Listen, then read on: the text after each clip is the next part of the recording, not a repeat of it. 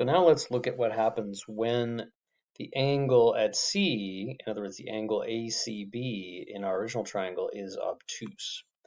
It turns out you'd think, oh, we're going to get like two different formulas. We won't, but we have to be a little clever to make it a universal formula. So let me walk you through that. So we still have sides A here and B here that are given.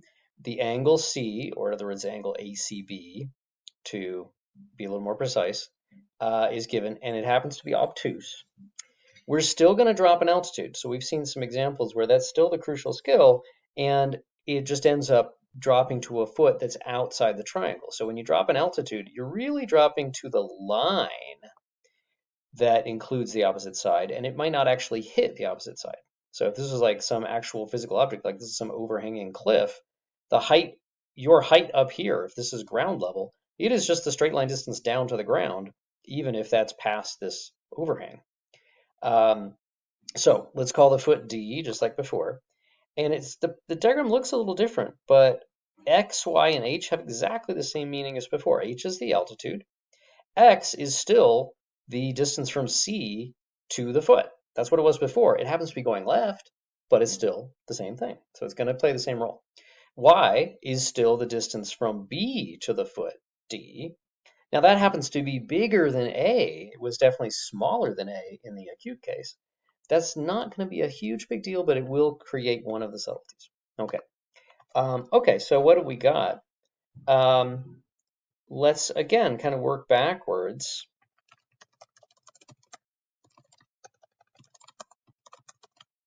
Okay, see what's different. Well, C squared is still going to be H squared plus Y squared.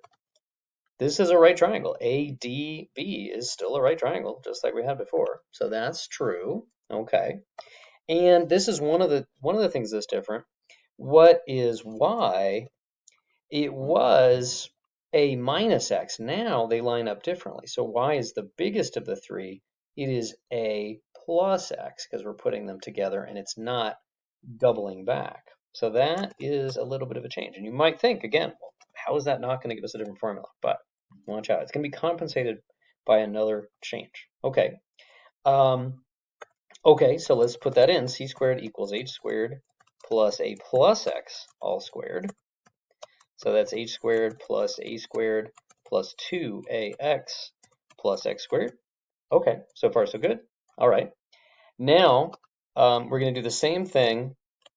We're going to find H from B and X using Pythagoras. This is identical, right? Because what do we got? We still got a right triangle with B is the hypotenuse and H and X is the legs. It happens to be facing left instead of right. It's just not, doesn't change Pythagoras at all. So H squared is still going to be B squared minus X squared. Okay. So H squared is B squared minus X squared. And then that can go into here, right? We had this guy where it looked like we needed to know H directly, but no, we don't. So I'm just going to put that B squared minus X squared in here. The X squared still cancel. And I'm going to put them in alphabetical order again. Okay. Okay, so if you remember the previous one, this was a minus sign before. And so it's looking like, again, like we're going to end up with, oh, and the X squared canceled, sorry. So with the X squareds canceling, you just get the three terms, A squared, B squared, and 2AX. Okay, so that's a plus. Okay, so now, how does the cosine come in? Okay, what about getting, there we go. What about getting X from B and angle C? Well, that's where there's one other change, and you've done examples of this before with just explicit examples and numbers. Now that I need to know an angle inside this right triangle, oh, wait a minute, angle ACB isn't in that right triangle. What is in that is ACD But if you look at it, they form a straight line. They are supplementary to each other.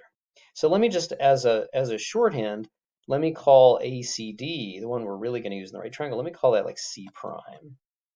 Okay, so let's define C prime is angle ACD, and of course that's just 180 degrees minus C. Okay, so whatever C is, we can totally get that number. Okay, so that's good. All right, and so, okay, we're almost done. Now, in that right triangle, let me go back up one more time. X over B is the cosine of C prime. Woo. So we know that X over B, oh, that didn't work at all. X over B is the cosine of this new guy. So X is B cosine C prime. So we have something that we could call the obtuse version of the law of cosines, but there's a clever thing we're going to do to unify these guys. So I'm going to just copy this back down. Okay, so almost final form, but really crucial thing we're going to do. There's a plus sign here, and now this is AB cosine C prime. So it looks different. It looks like we have to do two things. We have to, instead of taking this obtuse angle ACB, like here, maybe like 150 degrees, it looks like we have to take its complement, which isn't exactly hard, subtract it from 180, and then take its cosine, and then remember to put it into a modified version of the formula, not a minus sign like in what we had before, but a plus sign. Here's the very clever thing we do, which makes sense in a lot of contexts, but this is the first place we're going to see it. We are going to define the cosine of an obtuse angle. That wasn't something we defined before. Cosines and sines we were thinking of as being defined for angles that live in a right triangle. That cannot be an obtuse angle. But we're going to extend our definition of the cosine. We're going to say the cosine of an obtuse angle is, by definition, the negative of the cosine of its supplement. Let me write that in equations. The cosine of C, when C is obtuse, it's by definition the negative of the cosine of C prime. So for example, we'll work with examples here. The cosine, if you enter in your calculator, the cosine of 120 degrees, you might be like, I never thought I could ever do that. What the heck? What should that mean? Well, by definition, it is negative of the cosine of 60 degrees. And if you think about the ratios in a 30, 60, 90 triangle, that is 1/2, and you should get minus 1/2. So try it out.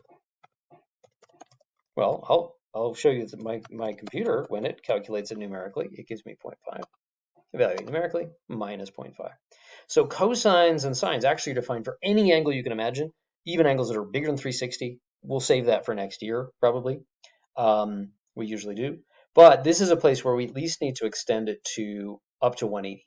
And it's really easy. We say the cosine of an obtuse angle is just the negative of the cosine of its supplement. And that is what creates the unified formula, right? Because now we're going to use that definition. And instead of having to do this confusing process of half the time we will take the supplement of the angle we're given and use a plus sign, and half the time we just used, right, if you remember, half the time we just use the cosine of C, the angle given in the triangle, and use a minus sign, we are unifying those two formulas. Okay, so in both cases, we actually get, and it's the one with a minus sign, okay, because when we take the cosine of an obtuse angle, that will automatically be negative by definition. The calculator knows this. And then that will cancel out that minus and turn it into the plus that the obtuse form wants. I think this can be rather confusing. I'm going to talk about it in class if I have the time, I hope. But I figured I might as well make a video about it. Okay. This is tricky to kind of justify and believe, but not to use. The whole point is that it's not tricky to use because this is the master formula that always, always, always works. And we can look at examples in the book of using this, and we'll do a bunch of practice with this.